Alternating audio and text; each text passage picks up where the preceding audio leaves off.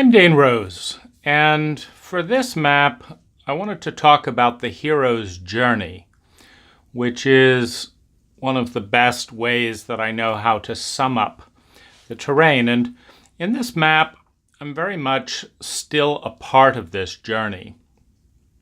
And The Hero's Journey by Joseph Campbell sheds some light on this terrain. The book Iron John by Robert Bly sheds some light in this terrain. The exploration of trauma in both, for example, the Greek myths, the myth of Medusa, which is the feminine representation of the reptilian brainstem. And of course, how much more elegantly could you present that than to create Medusa, a woman whose head is covered in snakes. And when you look at her directly through the eyes of the ego, you instantly turn to stone. And this is the way that so many of our ancestors have related to the neuroscience of our psychology. The fact that within the human brainstem, we have the reptilian brain, the oldest brain. We have the limbic brain, more of the animal brain. We have the more human brain, where we're conscious and witnessing and thinking and feeling and aware that we are thinking and feeling. And we have the dreaming brain, a later development, the ability to imagine. And then finally, we have the transcendent brain, which is most likely connected with the endocrine system, perhaps the pineal gland. And what's very interesting, in the United States, there's a Schedule I drug that was part of Richard Nixon's attempt to ban all transcendent substances, not because they hadn't been used effectively for thousands of years in a variety of cultures, but according to one of his aides, the conversation went a bit like this. Who are the people opposing the Vietnam War? Who are the people who are protesting human rights violations and racism in this country? Who are the people who are shifting the traditional hierarchy of the patriarchy from male domination into one of equality? And it was women and Black people and the hippie culture. And Nixon had a problem because you can't arrest people for being peaceful. You can't arrest people for being women. You can't arrest people for being idealists. You can't arrest people for being Black. But there was one other variable in the mix, and it was the use of marijuana, a 1,000-year-old medicinal plant, the use of LSD, which is very similar to psilocybin, found in mushrooms that have been used shamanically in cultures around the globe for thousands of years. And this aspect of psychedelic culture, the initiation through substance into what might be called the transcendent brain, the area within the brain through when we look through that lens, we understand that we are one species on one planet, and that what we do to the planet, we do to ourselves. What we do to our future relatives we do to ourselves as a planet and as a species. It was this emergence of transcendent culture that jeopardized the protocol of dropping napalm on women and children halfway around the world who posed no threat in a paradigm in which the burning of a country, the burning of human beings, represented a much greater threat to our future and to our ecology than whether or not certain Vietnamese chose to take a communist, a more populist way of living as their freedom within their country.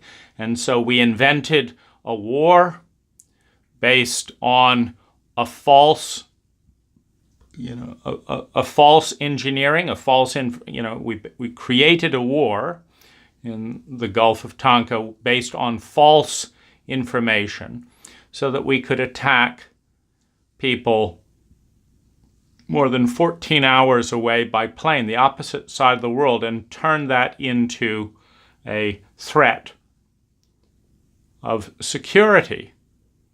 And it was the people who were using psychedelics who were entering this elusive arena in human consciousness where the culture falls away. And we realize that what we do to these people, we do to ourselves because we are one species. And interestingly, DMT, which got lumped into the wholesale ban, is endogenous, which means DMT is found in our own body. And so in the conversation with Nixon and his team, they couldn't arrest and suppress people for being women, black, idealist, or human. But if they could manipulate the facts again, first manipulating the data to create a war on a false premise, there was no attack. And then secondly, to turn psychedelics into a threat, which they were not. And then deny and actually pay scientists to falsify the data to say that in Schedule 1 there is no medicinal value. So even scientists could not study the substances used by cultures all around the world, thus keeping us in the dark, so that we could perpetuate an erroneous fear. It was this doorway that allowed Nixon then to disrupt his political enemies. Because when you're trying to perpetuate an unnecessary war, your enemies are those who seek a more peaceful way. And so Nixon sculpted the drug law in order to have or manufacture an excuse to arrest and threaten and intimidate the political movements within the United States that would challenge the status quo.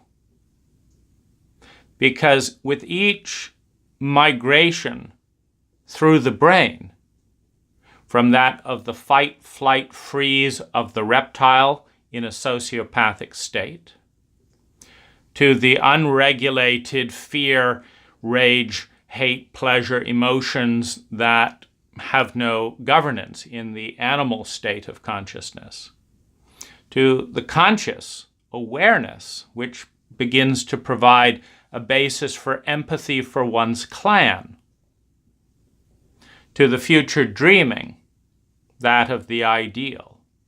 and the transcendent brain, that region of consciousness, that region within the brain, that when it is stimulated, we cease to identify primarily as isolated individuals, as part of a clan in opposition to other people based on their clan, and start to sense and respond to the interconnection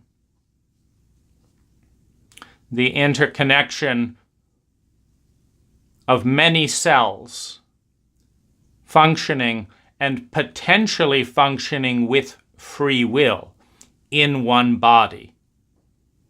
And it is that last step in human evolution and human consciousness that challenges the status quo and invites a synergistic revolution, not based on violence, but based on a willing extension of empathy and cooperation outside of the clan. And in a political structure, in a political power structure, in which politicians have found the most expedient method of being elected and re-elected, being that of Adolf Hitler, to emphasize the clan region of the brain,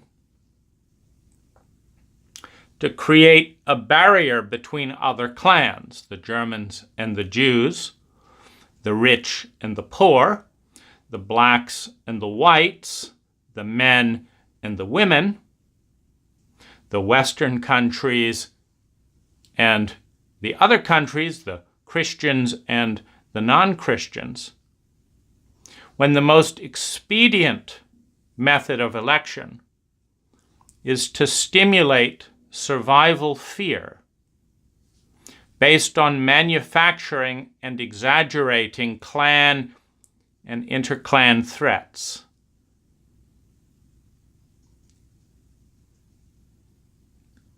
The lust for power, the lust for status within a culture leads naturally to a suppression of those ways of thinking, of those ways of voting and being that transcend the limited boundaries of the cult. So we see not only the power structure on a governmental and a political level, but also the power structure within each human being, the tension between the cult orientation of the tribal regions of the brain and those budding and emergent traits within the brain that threaten the known, that threaten the status quo, by inviting us outside of our cult, outside of the norm, into a new way of thinking.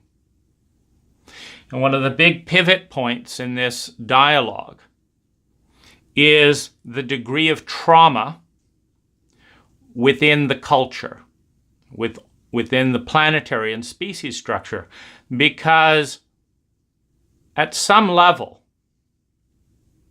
when we witness another human being being traumatized and not being protected, both being traumatized and not being protected. Trauma is the threat to the ego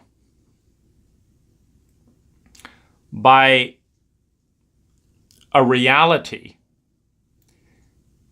in which survival, security, love, and belonging is jeopardized in a life-threatening way, or in a way that is perceived to be actually or probably life-threatening.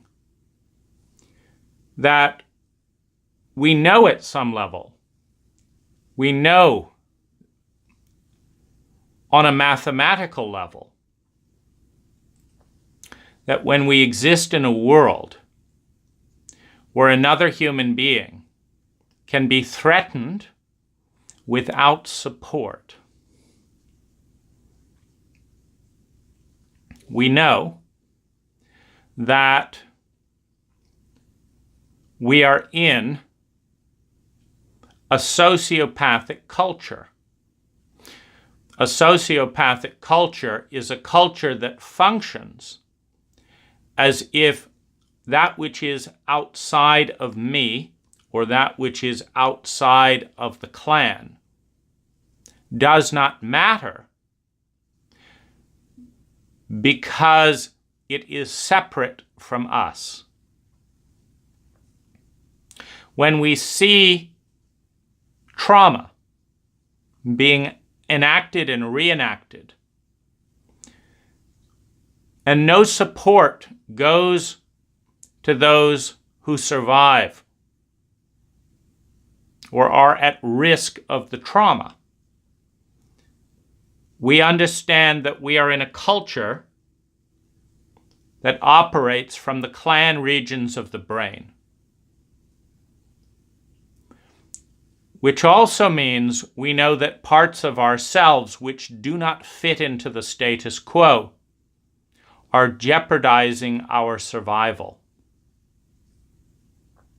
And we understand that we could be expelled and thrown out of the clan, of the cult, if we do not conform. We understand that we are valued not for ourselves and for our humanity, but we are valued for adhering to cult memes. Now, for example, in the United States, the cult meme is one of upward mobility, materialism, and capitalism. And one expression of that meme is the widespread treatment of people who have more money in a deferential way. In the United States, if you have more money, you are at least 75% less likely to go to jail. If you are in jail, you'll be treated worse. If you are homeless, the way you are treated on the street may be less than the treatment of animals, something that I noticed when talking with a local homeless person. And someone stopped, ignoring the homeless person and their sign, ignoring the conversation with the homeless person, but they were worried that the pouch that my dog was in was not adequately comfortable for the dog. In a country where I can pick up the phone and say, I saw a dog in some distress, and get immediate support. And yet, when I pick up the phone and say, I saw a human being in some distress, I saw a human being with PTSD who's sleeping under a bridge, there is no one to call. And when the only logical gap between the police that will, for example, enforce the right of property owners, but not the right to live, will enforce the right to evict someone who has no place to go, but will not enforce the place or the person's right to safe legal shelter. The only logical conclusion is that we are living in a culture that does not value the human being, but values the property of those human beings who possess that property. which means that the only value in the highly deferential treatment given to millionaires and billionaires, be it in legal system, in government, in lobbying, in health, in food, in restaurant treatment, that the only value is not actually the value of the human being who has the billion. It is the value of the billion possessed by the human being. Because you take that billion away from the billionaire, and the deferential treatment disappears with the billion. It doesn't disappear with the human being. And when you understand that you're in a cult in which you as a human being are ranked minimally, and you as a money-making enterprise are ranked highly, there's no conclusion to make other than that your money is more important than who you are to the vast majority of people around you. And number two, in a game of musical chairs in which there's a percentage of there's a chronic minority that does not have that money, who is treated in a traumatizing, humiliating, and shameful way. The awareness has to be, because it's true, that anyone can lose their money. It just takes, for most of us, about 3 accidents. An uninsured motorist hits us. The boss fires us because we can't do our work with a broken back. The healthcare system ejects us because we can't pay our health care when we're fired. And 6 months later, you've got trauma, humiliation, shame, medical bills you can't pay, and a culture that has moved all of its esteem and respect and value away from you and to whoever has the money you had before. When we all understand that, it induces the reptilian brainstem, the fight, flight, freeze mechanism that is designed to keep reptiles away or keep reptiles alive in a reptilian environment. Meaning, there's no empathy. We're in limbic and reptilian territory to value things, particularly symbols of things like money, more than human beings. And so there's a correlation within the upward and downward migration of human consciousness, which we can do because our reptilian brainstem is 200 million years old. The newer areas of the brain are much more fragile.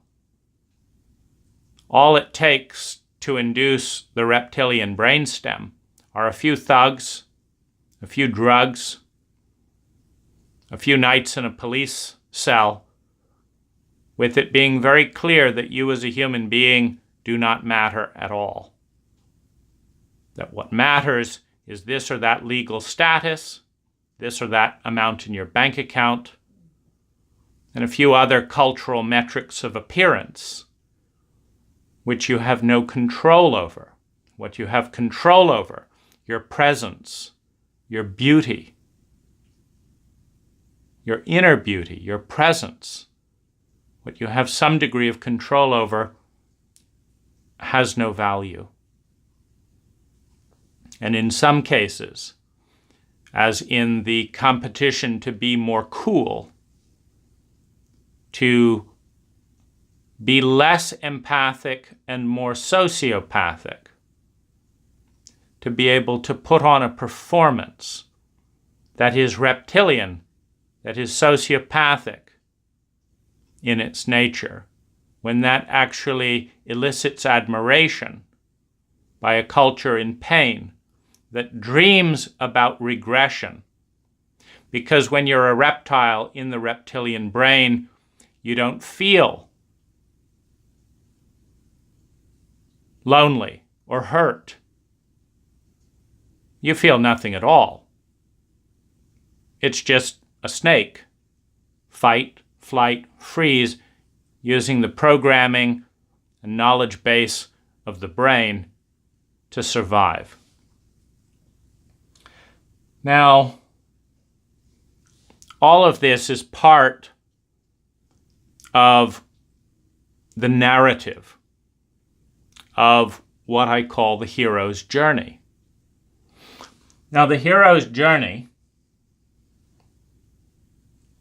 begins in comfortable terrain. In the myth of King George, there's a village, and things are going along as they always do in villages.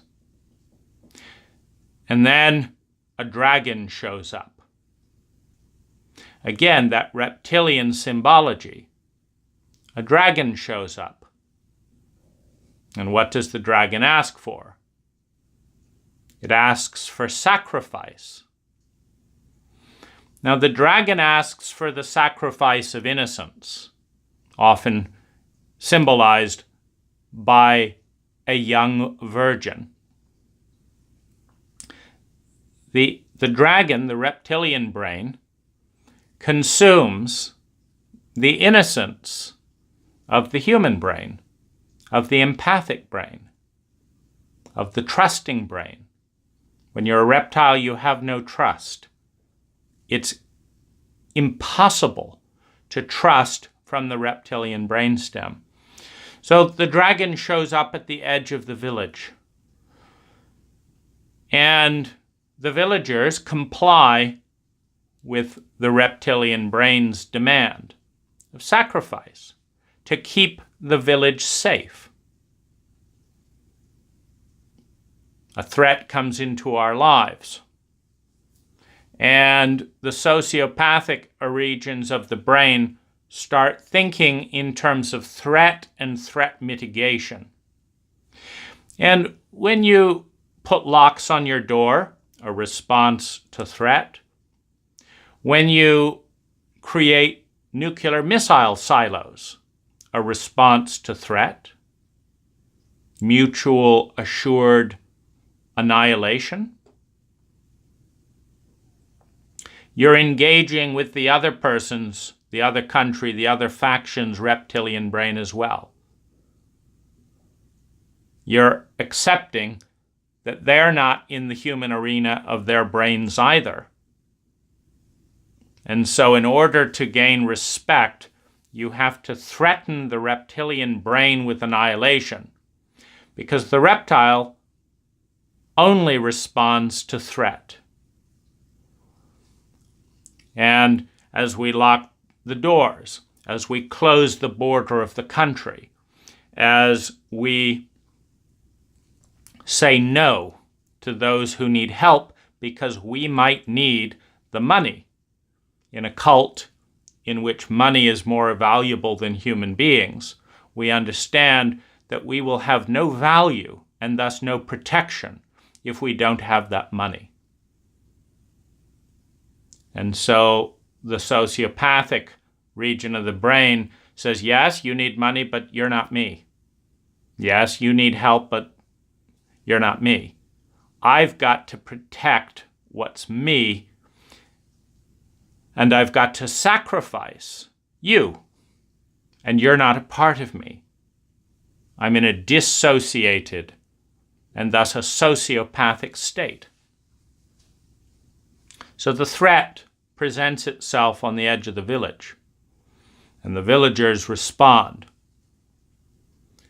with sacrificing that which is innocent, that which is good, that which is beautiful, in order to keep the dragon at bay, in order to satisfy the dragon.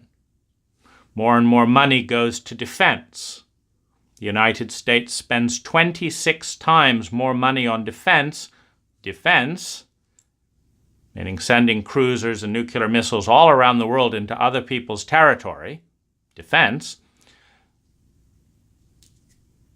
and keeps saying this is absolutely necessary. But it is so necessary that Americans, you say it's for defense. Defense of who? Defense of Americans. So what about the millions of Americans that are homeless, in PTSD? What about the veterans who are committing suicide? Do you want to defend them? By giving them PTSD therapy, by helping them get a home, by welcoming them into the community, by building them a house, by ensuring that there are low-cost houses that they can buy. Do you actually want to defend your people from the very real threats your government policies create? No, we don't want to do that. We want to defend against the theoretical threat of other countries by continually reapproving trillion-dollar military budgets that do not house a single American, do not give medicine to any of the runaway children, 1 in 30. So you have this dynamic within a national structure, and you have this dynamic within a personal structure.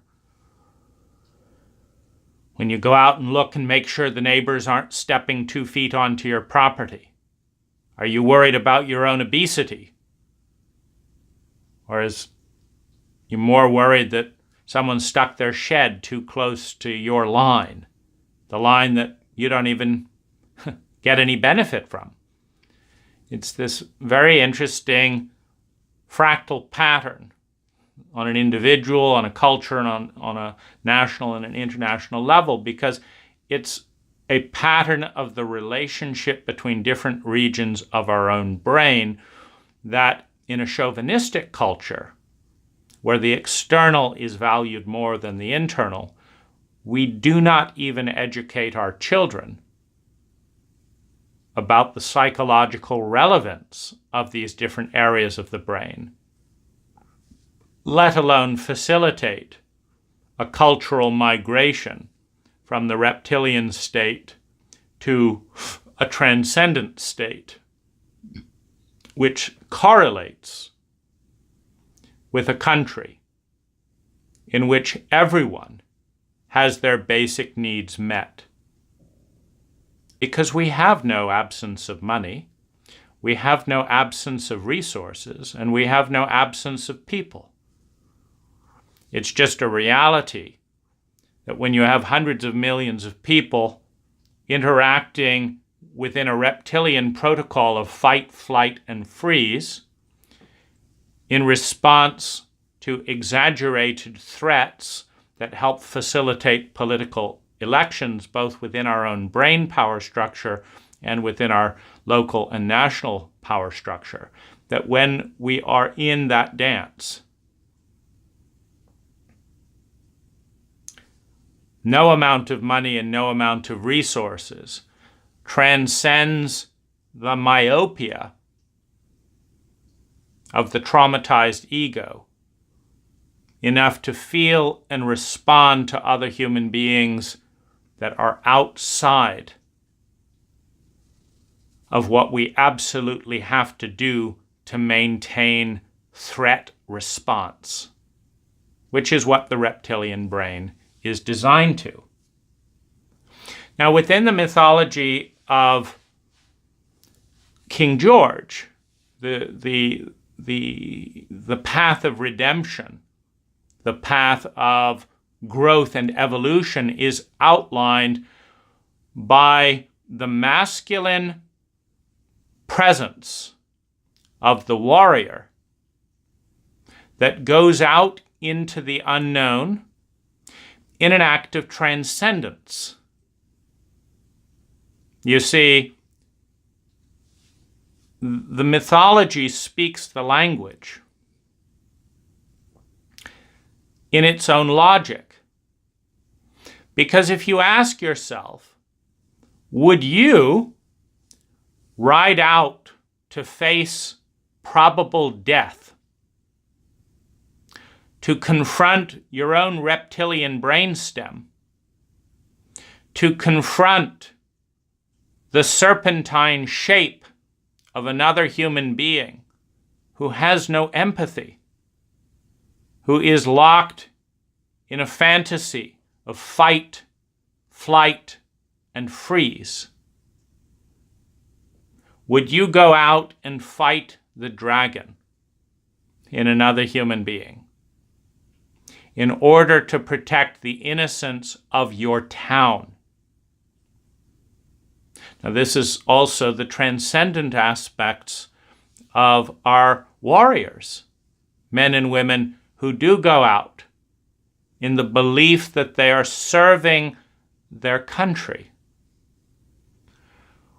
in a belief that they are honoring their clan and will be honored upon their return. A contract and a belief that is shattered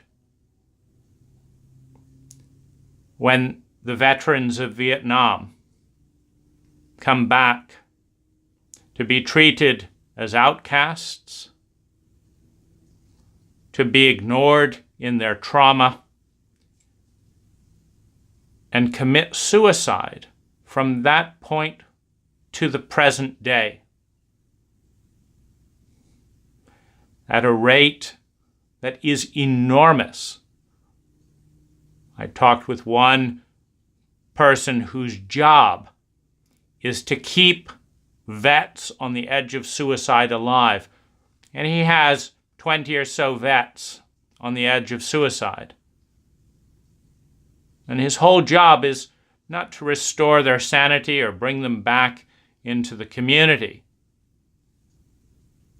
but to get them to drink enough so that they won't kill themselves, to get them to talk it through, to get them to do whatever it takes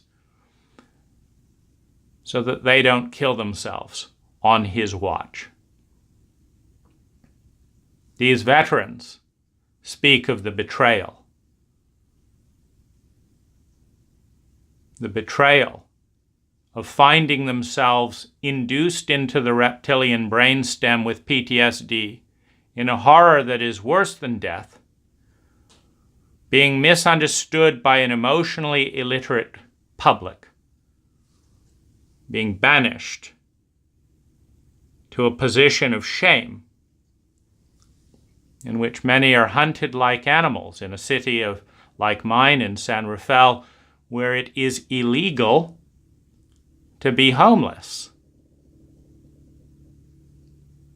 because they can't build a $600,000 house, and the cheaper houses have been regulated out of existence.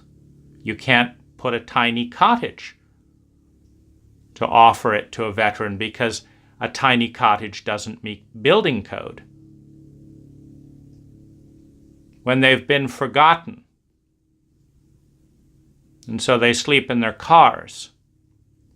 And then the city passes an ordinance to make sure that they can be hunted by the police and arrested for sleeping in their cars, but not given an alternative. When we pursue a protocol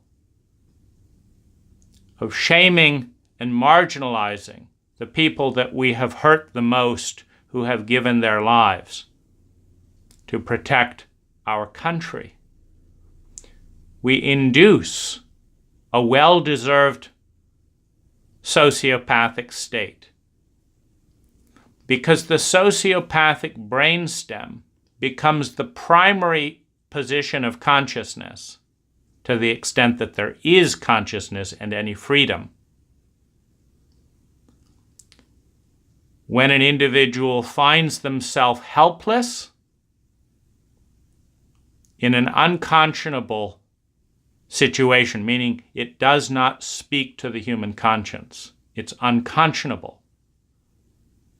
Because when 10,000 people around you, each of whom could stop the issue if they had a conscience,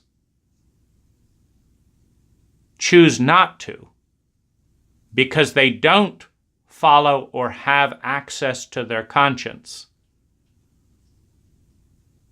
it communicates to the person in trauma that they are in a reptilian environment and that the best way to survive when you are surrounded by reptiles is to become more reptilian. Fight, flight, and freeze always trump empathy because it's an older program.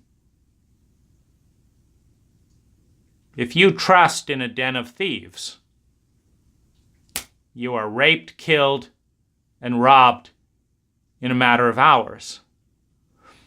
If you enter a den of thieves as a reptile, then the only question is, who will be the alpha reptile? Much like our prison systems, they teach and train people to compete through the sociopathic brain in a fight, flight, freeze paradigm. And having trained them successfully to operate from a reptilian state, then eject them out onto the public, not all of whom is in a reptilian state. But any time a reptile and a human being meet, the statistical odds is that the reptile will induce the reptilian state in the person who was empathic by the simple mechanism of causing so much pain in the empathic circuitry of the brain that to survive and cope, the person has to shut down that pain in order to get through the day, and another reptile is born.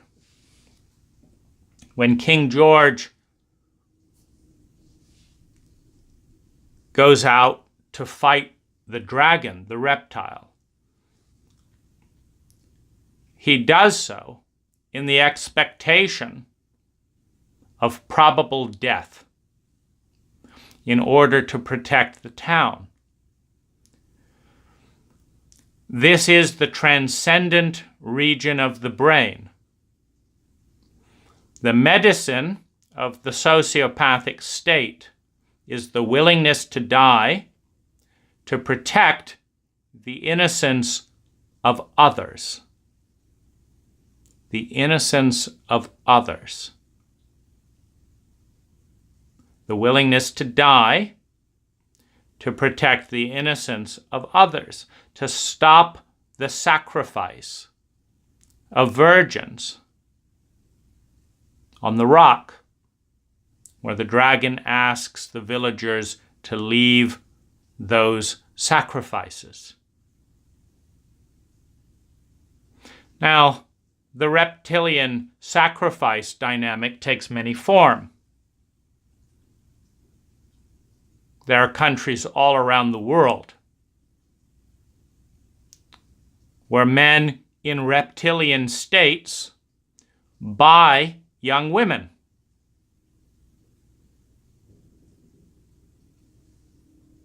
My wife has a friend in the Philippines who was sold at the age of 14 to a rich man in his 70s. How do you sell a girl to the reptilian brain? Well, you tune out the empathy. You disown the empathic connection with the girl. She is now a commodity. And you scan the world around you and you say, I am surrounded by reptiles who will not value me for valuing my daughter's dignity, her humanity, but they will value me if I have a Porsche. because they are reptiles, because they value money more than the human being. And so I will disconnect empathically from my daughter. I will accept the courtship that is directed to the family. I will give you X thousands of dollars. I will give you a lifestyle like this. But your daughter must marry me. Your daughter must become my sexual slave and sacrifice her innocence, her humanity, willingly, if she retains her humanity. You see, sometimes the daughter is more human than the parent or the man. And sometimes it is the love of the daughter that says, I understand that my family doesn't value me, doesn't value my freedom, doesn't value my innocence. And I understand that they will value the money obtained by my marriage more than they have ever valued me. And I want them to think well of me. And I want them to have what they want. So I will marry someone who I don't love, and someone who is more consumed by lust than love and respect for me, so that my family can have the millions or the thousands provided by my marriage. And I will do the things that I don't want to do. And I will suppress my authentic voice. I will sacrifice my own innocence, my own humanity, for the convenience of the family who values material things more than they value the soul. Sometimes the girl is empathically drawn in a way that the family is not, because no family member who values their daughter as a soul more than they value money would make the trade. It can still happen by force, by murder, by intimidation, depending on the culture. But it happens all the time in a capitalist paradigm for money. A capitalist paradigm in which it is assumed that money is more valuable than the human being. Well, King George is medicinal as an archetype, as the father figure, as the masculine voice within each one of us that says no. No amount of money is worth the innocence of the feminine.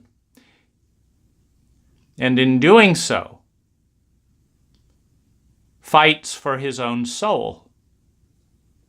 The soul, that part of the psyche that is feminine. That part that has innocence and wonder and trust and joy. That part that knows a deeper truth, a truth revealed in the alchemy of the transcendent brain.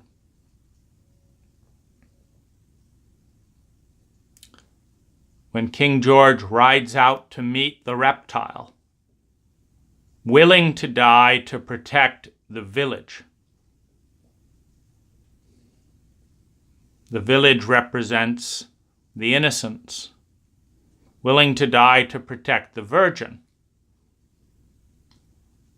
willing to die to protect his own soul. It is a fractal pattern that is replicated at every scale of the equation. When you freely choose to sacrifice your own life, to confront the traumatic brainstem in your government, in your family, and in yourself. The part in you, the reptilian brainstem, that sees an innocent and seeks to exploit that innocence for personal gain, rather than seeing an innocent and trying to protect it with your life if necessary. The archetype of an evolving family, of an evolving culture, are two parents who would willingly die to protect the dignity and the safety of their children. And the archetype of a dying culture, of a dying family, are two parents who would cannibalize and feed on what is best in their children to sustain what is most reptilian within themselves, their lust, their greed, the father that has sex with his daughter, setting her up for 4 decades of therapy, repressed self-esteem, health issues, something that can be proved easily on a statistical basis. Because I'm the dad, they owe me, and I want some sex now. Sacrificing the innocence of his own soul, the soul in his daughter, and everyone who stands by. The mother that doesn't look into the room when that's happening because she doesn't want to lose the money. She doesn't want to risk her own life to fight the reptile in her husband. So she gives up her daughter. And in doing so, breaks both their hearts, destroys the humanity. And another broken family is born, carefully protected by a culture that doesn't want to see and certainly doesn't ask, and by neighbors who would not protect that girl with their own life if given the choice, because that's somebody else's problem, not mine. The same attitude of the dad or the mother. Because in the masculine and feminine polarity, it just takes a different form. The masculine is more overt. The mother may destroy the esteem, the presence, the dignity, and the honor of her children as viciously and narcissistically as the father does it in an external way. Or the roles may be reversed, with the mother embodying the masculine template, the man embodying the feminine template.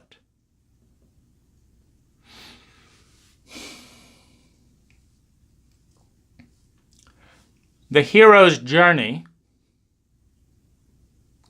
begins with a threat from the unknown, with a threat at the edge of the status quo.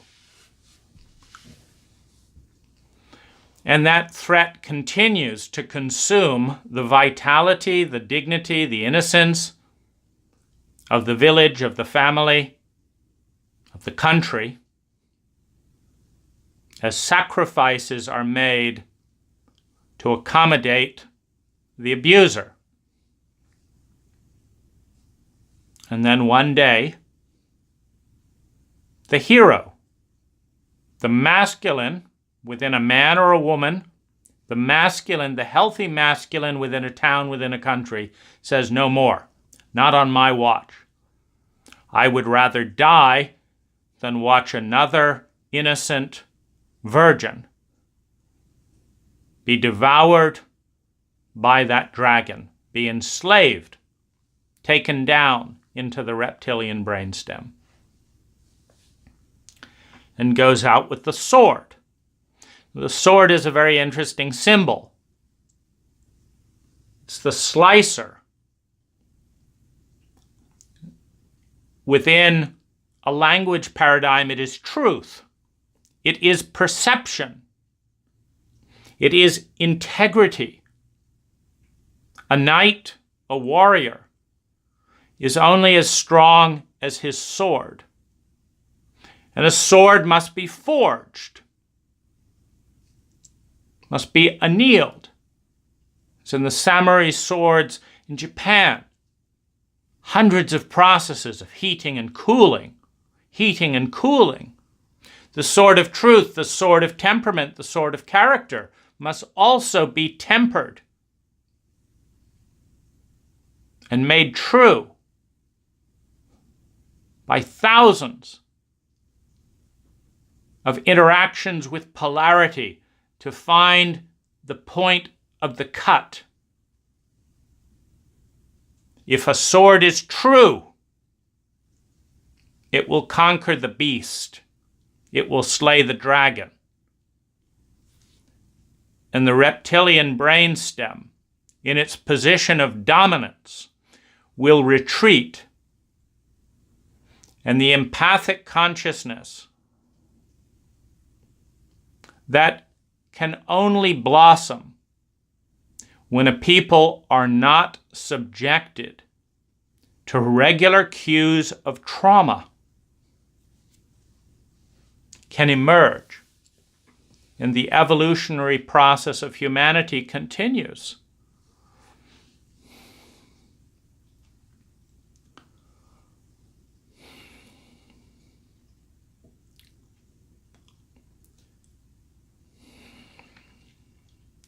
When the dragon is slain, there is a revitalization, there is a celebration, there is a victory. The victory of the higher regions of the brain in response to the lower regions of the brain. And it's not a victory of denial. It's not a victory of spiritual bypass. That victory doesn't occur when the dragon is still there and spiritual people look the other way because they don't want to focus on the negative. The triumph occurs when the dragon is slain by the truth of the sword, and not before, because that is the ritual of transcendence. That is the ritual of the healthy masculine protecting the healthy feminine and eliminating the environmental threat. You see, nothing changes in the dynamic if King George rides out, sees the dragon, sees it's a bit big, and then rides back. Nothing happens if King George rides out, meets the dragon, is slain by the dragon, and the dragon's still there on the edge of the village. And the village is in even more despair than before, because King George was their best knight,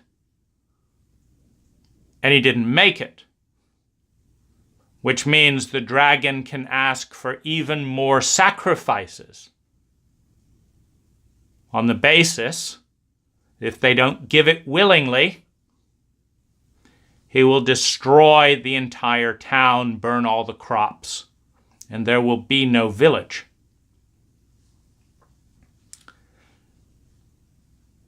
No intelligent villager would go into transcendence, would go into empathy when a dragon hovers around the village. The growth of the village occurs when the dragon is successfully slayed. So that's one of the myths.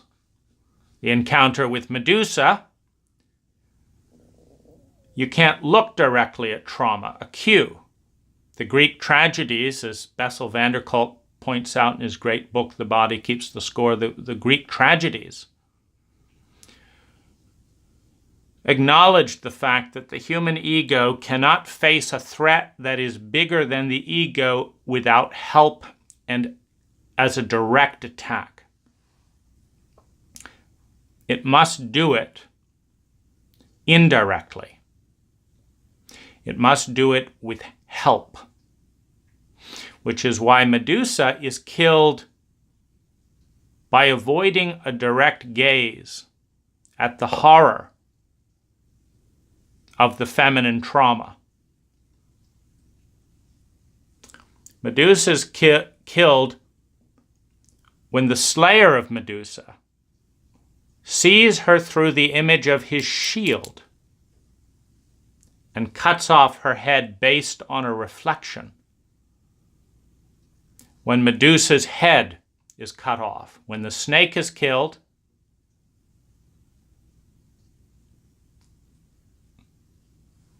you can look at it without turning to stone. You can look at it without being induced into the reptilian brainstem oneself,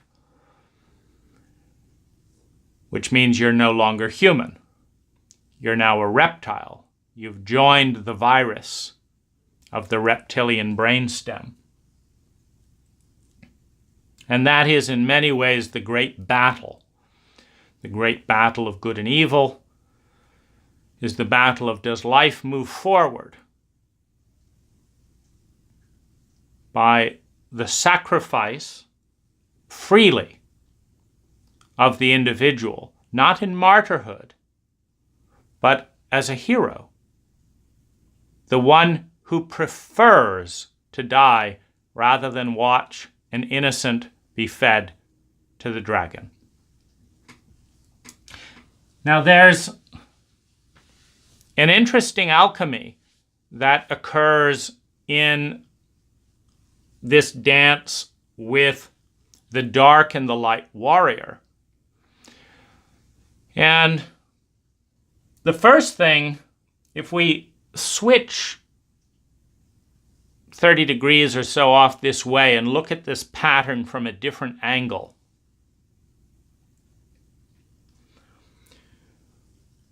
another way to look at the hero's journey in a triangular form is that you're in the status quo and the unknown shows up.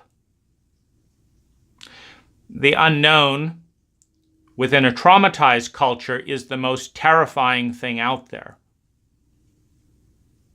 The unknown is terrifying to children who have been abused, because when children have been betrayed and abused, i.e. fed to the dragon of their parents, they project the archetypal shape of their parents, which is evil, onto the entire ecosphere of the psyche of the universe. Which means that their only hope of staying safe is to carve out a very known area of reality and protect the walls of that known area, preferring to die in many cases rather than transgress that boundary. The reason for that is simple. When you project evil onto the psyche and onto the universe, when you enter unknown terrain, it represents unbounded evil. The devil you know is better than the devil you don't know, is the saying. But when you've populated the unknown with images of giant parents who will willingly kill you to protect their own ego, their own lust, whatever it is that they want, and then lie about it, you've got an entire universe that is populated with evil in the projected psyche of the abuse survivor. And this means that when the unknown shows up, which is always neutral, by the way, there's a little bit of the yin in every yang, there's a little bit of good in every evil, there's a little bit of evil in every good, there's a little yang in every yin. Every crisis is an opportunity. So the Chinese have a more sophisticated culture. And so they understand, there's that story about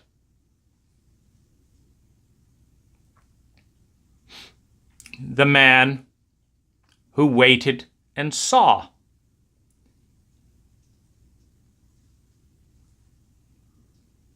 He's going to town on his horse, and he's waylaid by burglars who steal his horse. And they ride off into town. And the people in the village who learn about this say, oh, that's so terrible. You've lost your horse, da-da-da-da-da. You're so, that's absolutely terrible. And the man says, we'll see. Turned out, a few miles down the road, there was a flood. The burglars died in the flood. The peasant was saved from that calamity by the theft. Then all the villagers said, oh, you were so lucky. You were so lucky. You would have died in that flood. You're so lucky. And he said, we'll see. Well, because he was still alive, a week later, when his son died in a farming accident, everyone switched again. Oh, how terrible. A father having to live to see the death of his son. It would have been better you'd been lost in the flood. They said, we'll see. Because his son died, his younger son had a chance to step into the roles, found that he had a great talent, increased the family fortune. Everyone flipped again. You're so lucky that you had such a son and that he was able to come into his own, and because of this. And it just goes back and forth. You see, the unknown is neutral.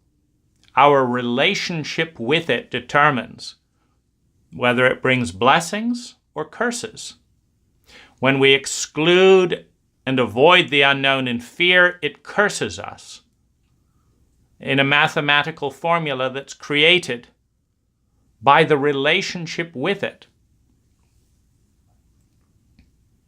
When the unknown is actively embraced and curiously explored, it often brings great fruits and great benefits.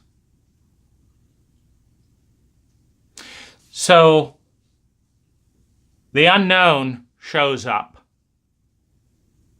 And the hero's journey is in many ways a battle with the reptilian state that is induced by a traumatized culture. It's an unknown threat. The hero goes out into the darkness to do battle with the unknown threat. If he survives, and when I say he, I mean the masculine in both men and women. It's just a little bit more of a habit in language, and we don't have that distinguished, that every woman has a masculine part and a feminine part, and every man has a masculine part and a feminine part. But the warrior, the outward expression of protection and battle, of truth-seeking, is the masculine part in men and women. So when he goes out to face the unknown, to do battle, which is the beginning of the hero's journey, he fails, but hopefully not entirely. When he does battle, and as he does battle, he gets to know the landscape of the unknown by getting to know his opponent. And in the greatest dance of respect, one gets to know a larger part of oneself by doing battle with the enemy. Doing battle with the enemy with the code of the knight, with the code of respect, with the code of honor. It's dishonorable in an Arthurian knight legend for the knight to kill a woman, for the knight to lie and be deceitful. The knight archetype is one of doing battle with honor, because what the knight is honoring is himself. He's honoring a larger part of the fabric of reality of which he is a part. And he's coming to know himself in a bigger way through coming to understand his enemy, which is often why you'll find tremendous respect between seasoned warriors. They understand the effort, the training, the discipline, the mastery, the strategy, and the more potent their opponent, the more they respect them, the more they see them. And they honor those qualities in the enemy as they honor them in themselves. There is a certain form of transcendence. There is a certain connection between the lover and the warrior. That one can love the excellence in one's opponent. That one can know one's opponent in death, a fight to the death, more intimately than one knows many of one's friends who do not reveal the fullness of their pattern as transparently as two men fighting to the death. They know how the other one feels. They see it in the body. They understand the full range of emotions in one another. And there can be, in the higher level of the warrior, a sense of peace, a sense of almost blessing in the killing of one's opponent. And sometimes in that greatest transcendence of all, the phenomena of two great people fighting for two great reasons, with the myopia that doesn't allow them to transcend and form a common ground. Initially, through seeing the other's honor and dignity and effort and beauty and discipline. Just as in two business people, that's where that dynamic takes place in capitalism. Or two politicians, one honoring the loser, the tradition of the call in the United States to congratulate the winner, an acknowledgement in the superior competency of the enemy, and an invitation to learn. I did all the moves that I knew how to do, and you still beat me. I honor both your light and your dark shadow. I acknowledge you played dirtier tricks than I did. You were more motivated. You came up with better lies to fool the public. And I know you because I know myself. It's, of course, a mixed and somewhat dirty archetype. because many politicians on both sides both grieve the resorting to fear and ignorance and cult-like hatreds. The way Hitler unified Germany was to attack the Jews, to find a common enemy that was outside the clan and unite to attack it. It's a very potent political strategy.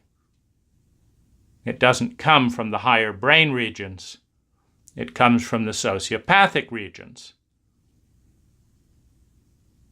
But a clever sociopath in a sociopathic culture will often trump an empathic human being who would fight and die willingly for the good of the country, but whose sacrifice cannot be comprehended from the vantage point of the reptilian brainstem. Because no reptile thinks that way. Every reptile, think Klingon. The honor of a Klingon is if you kill your superior and take command. It's no accident that the Klingons feel and relate as reptiles with a limbic brain. The unknown threat in the journey becomes the known threat as you get to know the enemy and thus a larger part of oneself. As the threat of the unknown is known, to the degree that the hero is triumphant, they develop mastery in the new domain of the unknown. They are initiated through battle and triumph into a place that is bigger.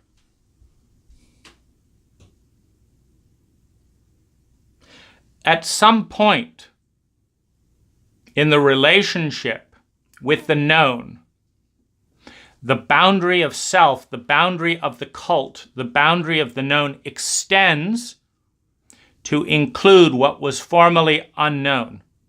And evolution, life, moves forward. The former enemy, and you can think of these as regions of the psyche. Think of it as the New Age idealist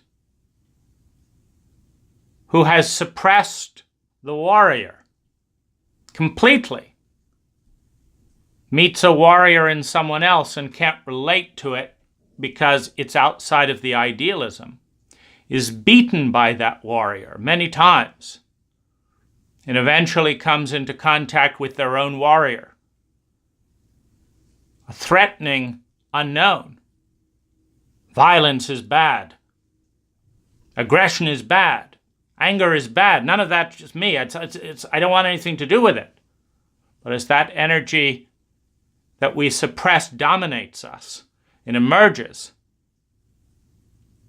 finally learning the right relationship of the healthy masculine with the healthy face of aggression to protect that which is innocent and good from the reptilian brainstem, inside and out.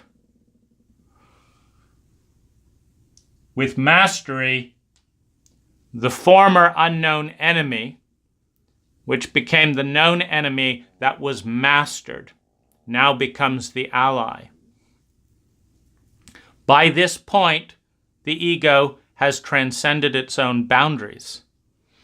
It no longer thinks, in the metaphor of the New Age idealist, that thinks all aggression and anger is bad and that the best thing is that everyone just needs to deny that part of themselves. That part that comes to understand that there is a role for the healthy masculine now includes within their sense of self their own healthy masculine energy. When the Democrats doing battle with the Republicans understand and witness the value in certain traditions, in certain values that transcend the individual, the value of the family. As they encounter that dynamic and gradually come to include that in themselves, then the former enemy becomes an ally, so that the individual ego stands in the center of polarity, appreciating the pros and cons of emotions and the pros and cons of feeling and the pros and cons of the body, appreciating the pros and cons of tradition, the pros and cons of innovation and boundless creativity, the pros and cons of the status quo and community, the pros and cons of the ego's autonomy. The more sophisticated we become, the more we sit in the center of these polarities, embracing a bigger and bigger face of self.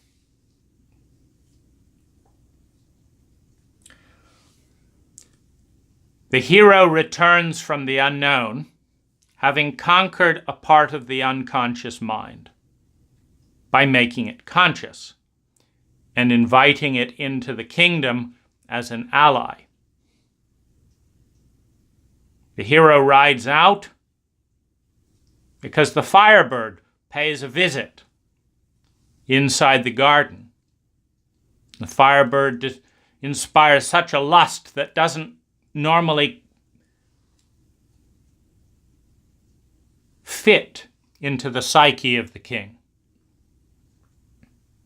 and such a pursuit that is almost fanatical in the search for this magical beast, going out into the unknown realms, breaking through the stereotypes, forming new alliances, and returning with the magic and energy of the golden ball, of the firebird, of the integrated healthy aggression, with the ability to create a deeper peace because we are no longer at battle and at war within ourself, and we're able to project that outward in a larger sphere of influence.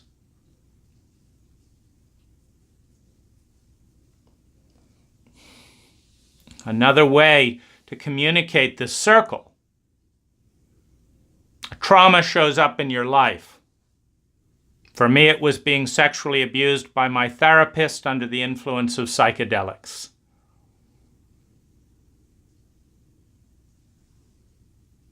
It took me into terrain I didn't know how to deal with. My life was in jeopardy, emotionally, financially, socially, physically. The unknown for an abuse survivor is terrifying. But when the known cannot answer the threat, one must die encountering a force bigger than one knows oneself to be, or one must go out into the world and encounter and develop new technology. In the process of that, and still under threat, there's pain. Pain is a teacher, so it leads to new consciousness. With new consciousness comes new learning, how to interact and partner with this domain. How do you respond when your therapist and your mentor starts to cover things up, deflect, minimize, becomes your enemy, and you paid them to be your ally? How do you deal with that when no one else wants to confront the dragon? When they turn away to protect the status quo. With the learning comes more success. With success comes confidence. With confidence, a transformation of the paradigm. With a transformation of the paradigm, certain things that appeared to be diametrically opposed move into a position of alliance and synergy. The synergy of new energy and new domains within the psyche and the outer world coming together begins to create a new world, a new probability field, a new possibility field that is significantly bigger. And this all assumes that you survived the crisis. There were 3 points I nearly died. I didn't. So the journey continues. A new world opens up. The new world is either embraced and honored as the hero returns in the community, or it is attacked because everyone else in the community didn't go on that journey.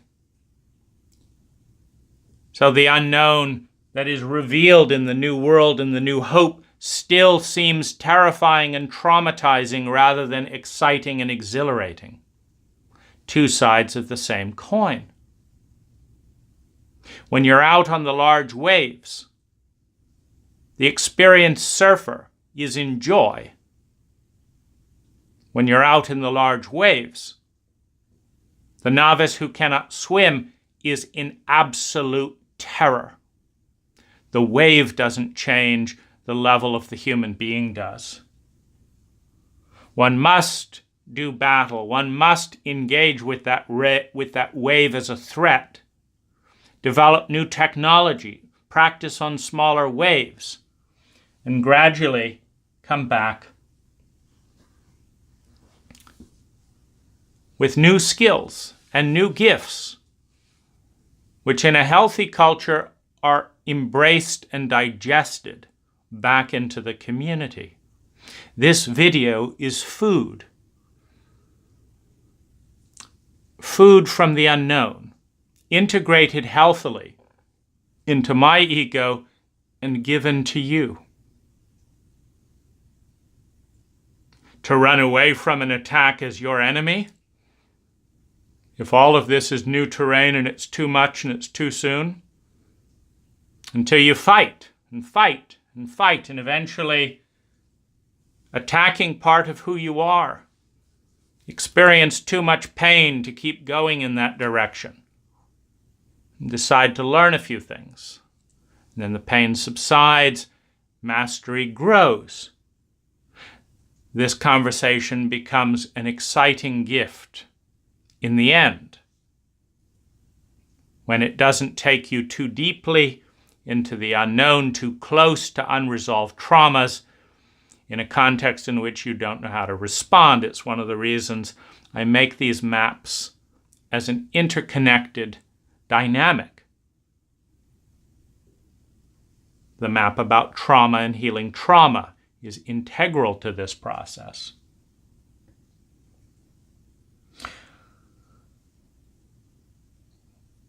There's an integrating an interesting process we can see with the U.S. military. The CIA was primarily responsible for introducing LSD to Americans. And there's a way that when one is in the reptilian brain, every new terrain and technology and opportunity is often developed from a place of fear. How to dominate and attack the other camp. DARPA, the U.S. Defense Agency around new technology, is constantly pushing innovative things with the goal of learning how to hurt the rest of the world. The rest of the world that represents the unknown. The unknown what? The unknown parts of ourselves. So, in interesting biographies of the relationship with, for example, psychedelics, LSD was first purchased in large bulk by the CIA, then tested unscrupulously on American citizens, who then discovered the upside of it, And once it was clear that the human psyche and the human goodness and the drive to awareness transcended the CIA's ability to dominate other people with it, they lost interest. The rest of the culture took more interest. As that began to threaten the power structure, attacking, which destroys the credibility of the power structure, which leads to more substantive and deeper change. Terence McKenna, a pioneer in the arena of psychedelics,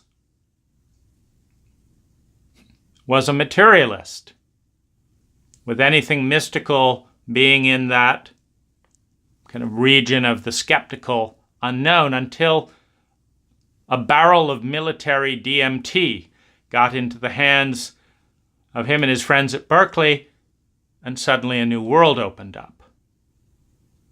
The internet was originally a military protection device until it got into the hands of the public and liberated many of its people from government initiating things such as the Arab Spring. Rocketry developed to send nuclear missiles to the Soviet Union in a protocol of mutual annihilation are now being further developed by Elon Musk to help us become an interplanetary species.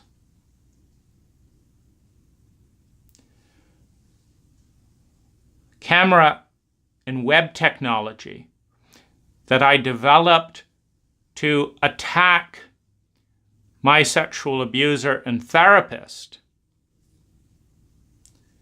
is now migrating to projects such as these, benefited greatly by the refinement and skills and technology initially developed in terror and in self-defense. As we enter the unknown in a relationship of threat, we must develop new technology and new skills outside the domain of the past. As we get to know our enemy and the relationship transitions into one of mastery and then partnership, that technology and that skill gets repurposed, as with nuclear power developed to bomb the Japanese, then developed to create energy that was less polluting than coal, and eventually moving in a direction of fusion, which won't leave any waste.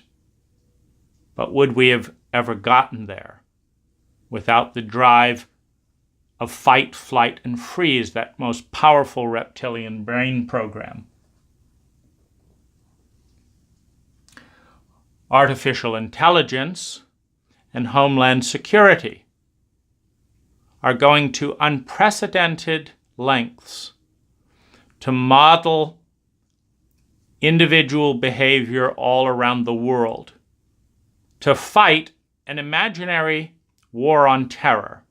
I say imaginary because all of the data shows conclusively that for every $1 billion the US has spent fighting terror in the way that it does, dropping bombs on weddings, sending drones in, causing Iraqi children to have PTSD, bombing a country, back into the Stone Age, damaging the environment,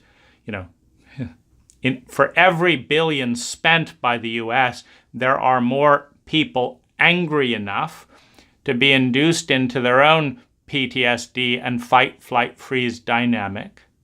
And in a dark side of transcendence, willing to commit suicide to attack the helplessness induced when overwhelming force, in this case the US military, is directed at civilians and other countries alike.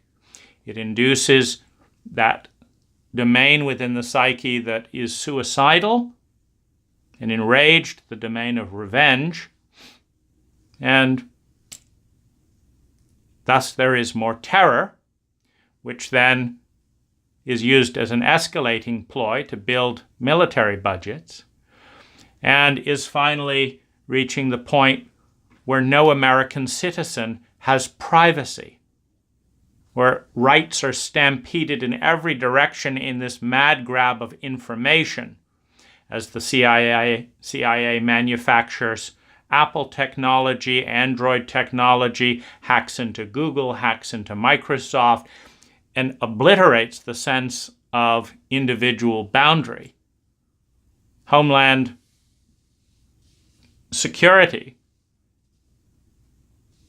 the CIA, in their information programs, are gathering more information on individual profiles, personalities, and predictive algorithms than has been developed in the entire history of the planet.